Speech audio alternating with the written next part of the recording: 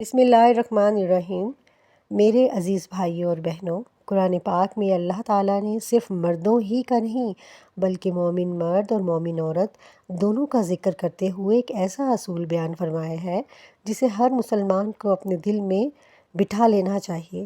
اللہ تعالیٰ فرماتا ہے وَمَا كَانَ لِمُؤْمِنٍ وَلَا مُؤْمِنَةٍ إِذَا قَضَى اللَّهُ وَرَسُولُهُ أَمْرًا أَن يَكُونَ لَهُمُ الْخِيَرَةُ مِنْ أَمْرِهِمْ وَمَن يَعْصِ اللَّهَ وَرَسُولَهُ فَقَدْ ضَلَّ ضَلَالًا مُبِينًا۔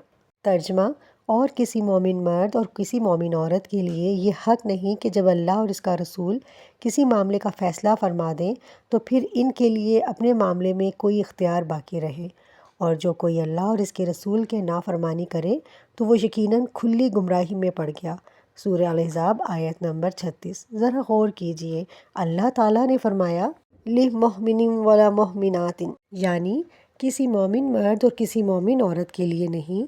جب اللہ اور اس کے رسول صلی اللہ علیہ وآلہ وسلم کسی معاملے کا فیصلہ فرما دیں تو ایک مومن کے لیے اپنی خواہش کو اس فیصلے کے مقابلے میں اختیار بنانے کی گنجائش نہیں رہتی۔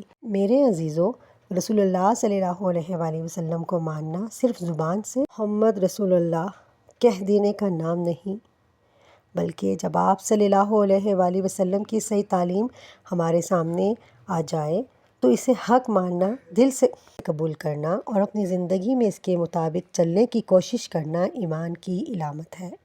اللہ تعالیٰ ہمیں ایسا ایمان عطا فرمائے جس میں رسول اللہ صلی اللہ علیہ وآلہ وسلم کی سچی محبت، آپ صلی اللہ علیہ وآلہ وسلم کی اطاعت اور آپ صلی اللہ علیہ وآلہ وسلم کے فیصلے کے سامنے مکمل تسلیم و رضا شامل ہو۔